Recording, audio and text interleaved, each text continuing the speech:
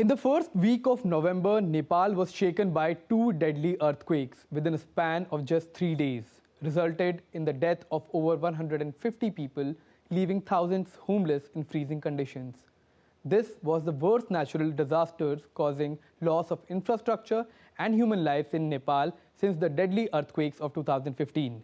And now, the survivors are facing a shortage of food, clothes, and medical aid.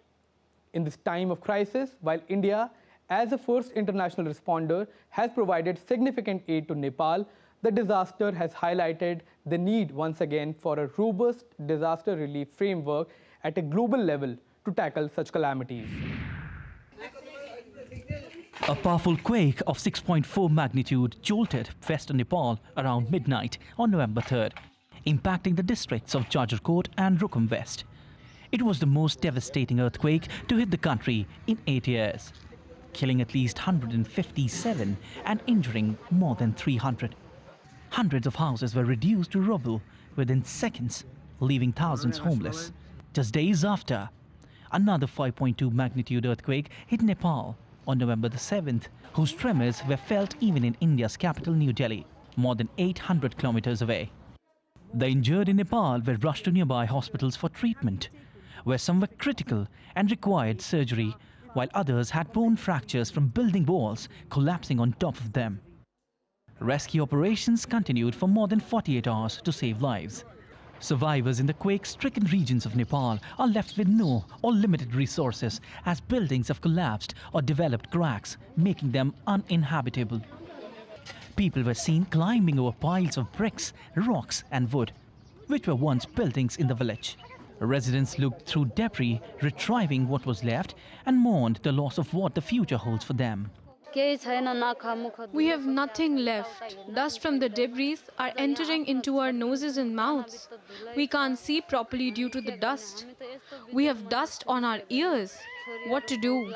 We are in a very bad situation. The children are complaining that they are hungry. We don't have a place to stay, nor food to eat, or clothes to wear. No one is looking after us. Nepal's Prime Minister Pushpa Kamal Dahal visited survivors and assured them of government support after many had to be evacuated to shelters after their homes were destroyed. As Nepal has struck with the recent tremor, we have witnessed the huge damages of infrastructure. Government are working on ground. Injured were shifted to hospitals. Rescue works are underway.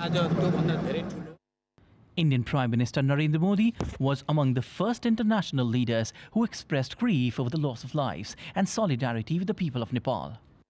While on 5th of November, India delivered the first consignment of emergency relief materials worth 10 crore rupees to Nepal, following up on the commitment by Prime Minister Narendra Modi to provide all possible assistance to the Himalayan nation.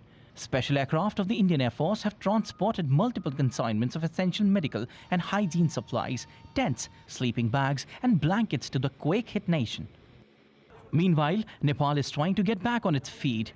Rescue efforts have cleared collapsed roads and buildings. Medical staff and social welfare volunteers distributed food and medical supplies to survivors. As some villages were inaccessible by road due to the earthquake, rescue workers, including the Nepalese police and armed police, had to reach the affected villages on foot, witnessing falling rocks and landslides. The South Asian nation is situated within one of the world's most active tectonic zones, making it highly susceptible to seismic activity. Earlier in 2015, the country was hit by another powerful earthquake, killing almost 9,000 people, and is still recovering from the impact.